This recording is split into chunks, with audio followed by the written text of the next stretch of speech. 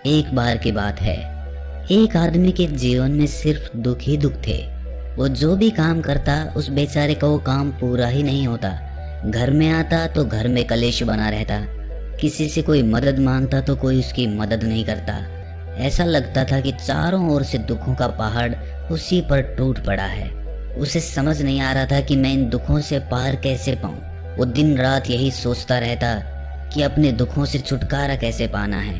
इसी कारण से वो रात में सो भी नहीं पाता था।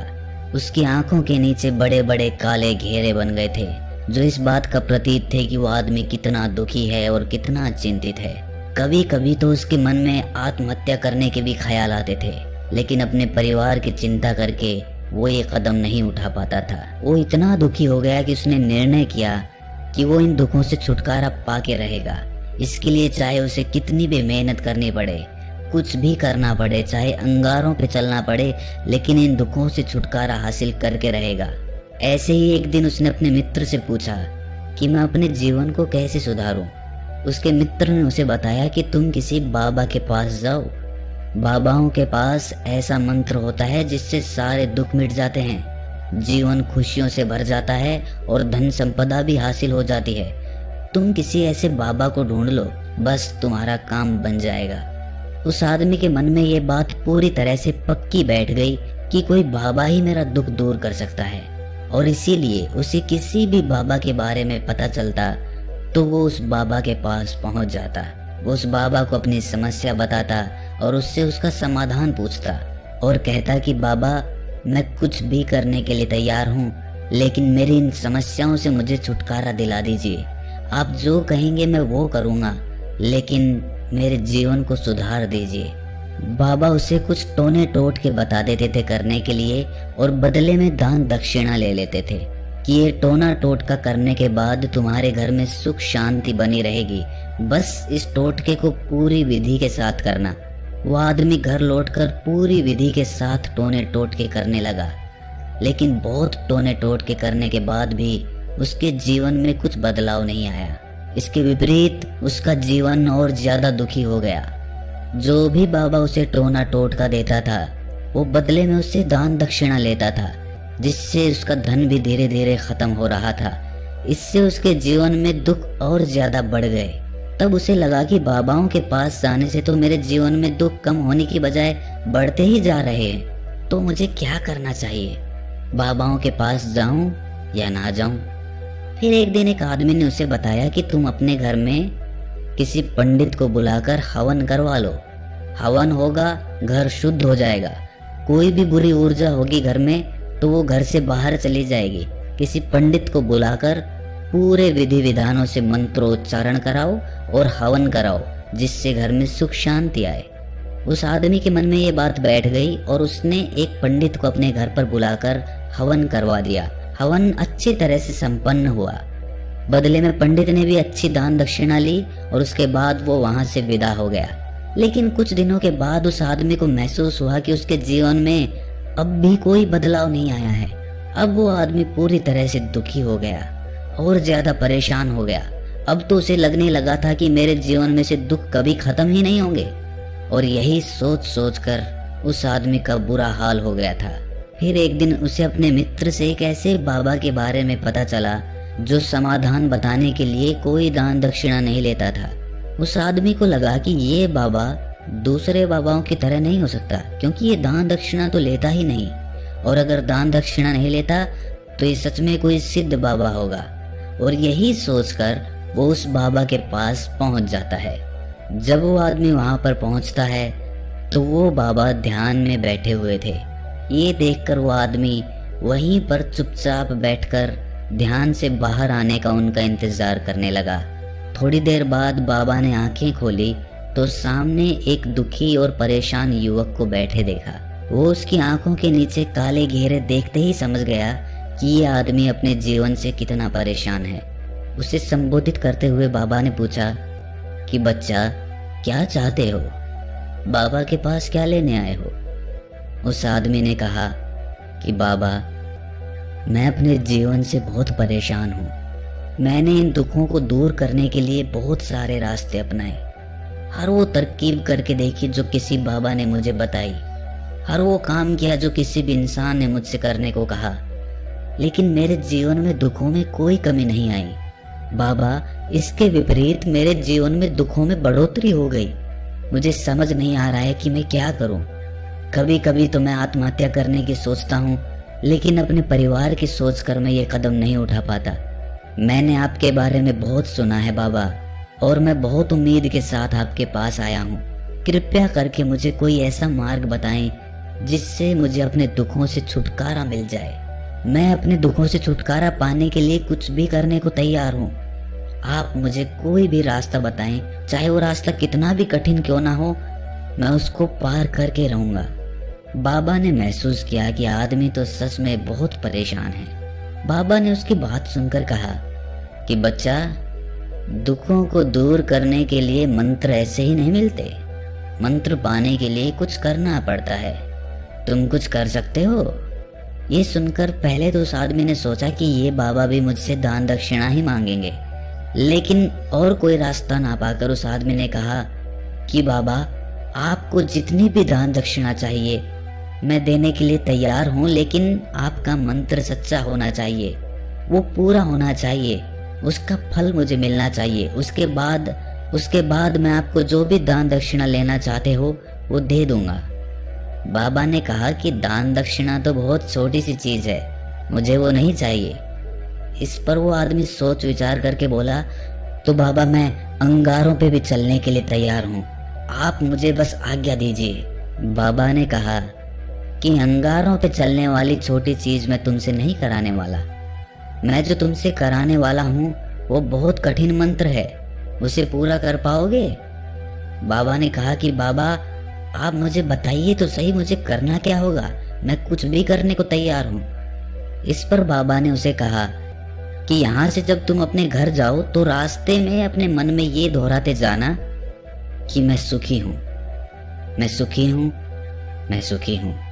बार बार अपने मन में यही दोहराना, और याद रहे जुबान पर ये नहीं आना चाहिए, ये सिर्फ मन में दोहराना है। ये सुनकर वो आदमी बोला, बाबा, बस इतनी सी बात, ये तो मैं चुटकी बजा के कर लूंगा, लेकिन इससे होगा क्या? बाबा बोले, किस मंत्र को करके देखो। वैसे भी तुमने इतने बाबाओं के मंत्र किए हैं, तो इस मंत्र को भी करके देख लो। उस आदमी ने सोचा कि बाबा कुछ दान दक्षिणा तो ले नहीं रहे, और छोटा सा मंत्र है, इसे तो मैं कर ही लूंगा। वो बोला, ठीक है बाबा, मैं ये मंत्र जरूर करूंगा।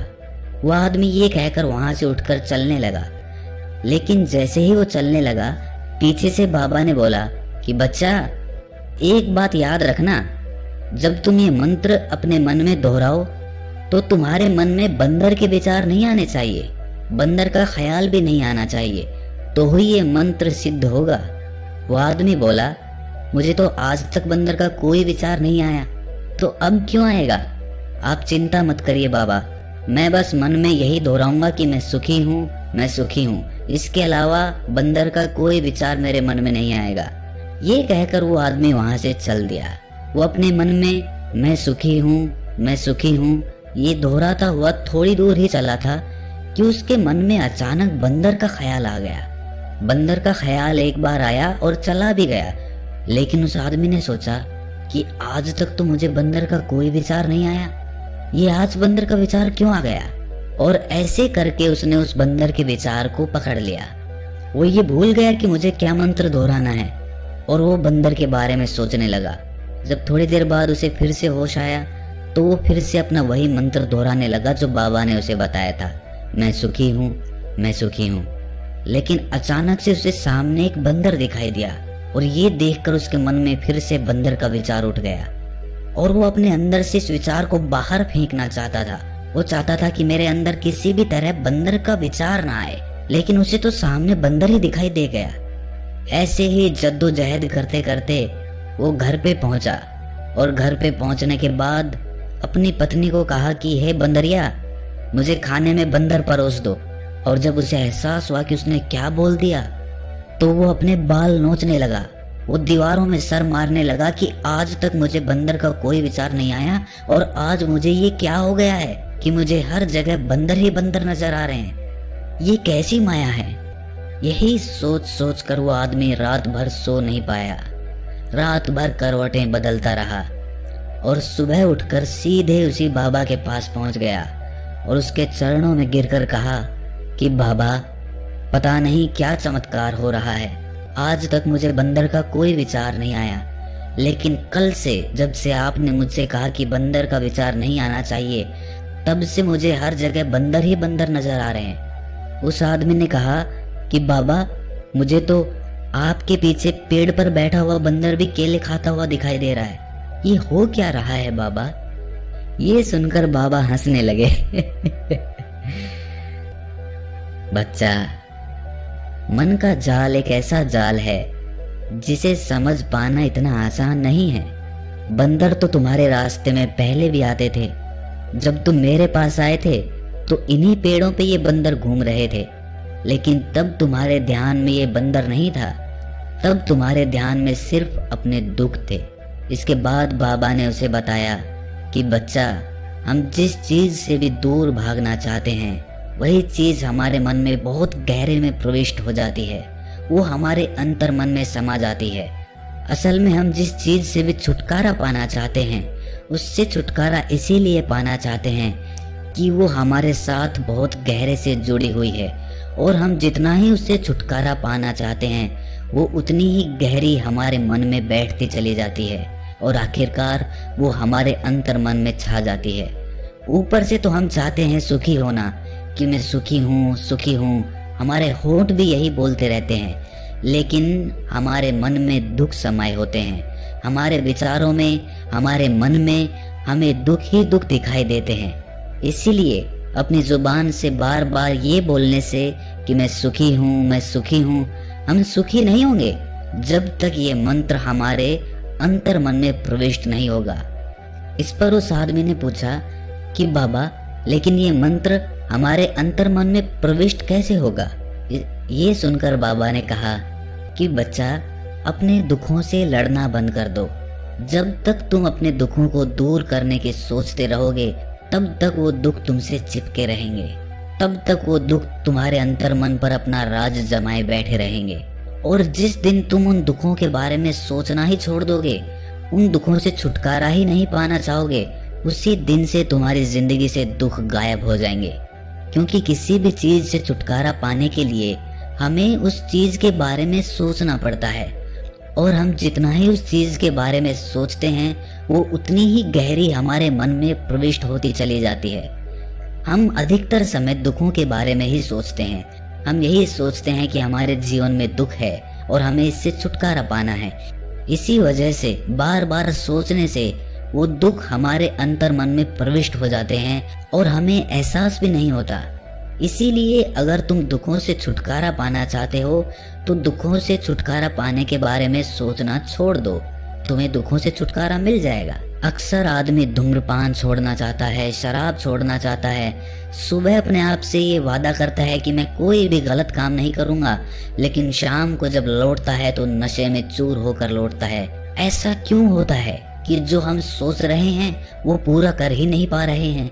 असल में हम उस चीज को बहुत ज्यादा तवज्जो दे रहे हैं, उस चीज को बहुत ज्यादा अहमियत दे रहे हैं। जब भी हम उस चीज को छोड़ने के बारे में सोचते हैं तो हम उसकी इम्पोर्टेंस यानी कि विशेषता और ज्यादा बढ़ा देते हैं। हमारा मन उस चीज के बारे में जितना ज्यादा सोचेगा, शराब या धूम्रपान छोड़ने के बारे में जितना ज्यादा सोचेगा, हमारा मन उतना ही उस चीज के पीछे ज्यादा भागेगा। हमें उस चीज से लड़ना नहीं है, बल्कि बिना सोचे गुजर जाना है। और अगर इस मंत्र को हम समझ लेते हैं तो हम अपने जीवन में जो भी पाना चाहते हैं उसे अपने अंतर मन में डाल सकते हैं। और एक बार वो लक्ष्य हमारे अंतर मन में बैठ जाता है तो फिर सफलता पाने में कोई समस्या नहीं आती, कोई दिक्कत नहीं आती। तो दोस्तों, कैसी लगी आपको ये कहानी कमेंट सेक्शन में जरूर बताएं, और अच्छी लगी तो इस चैनल को सब्सक्राइब करना ना भूलें।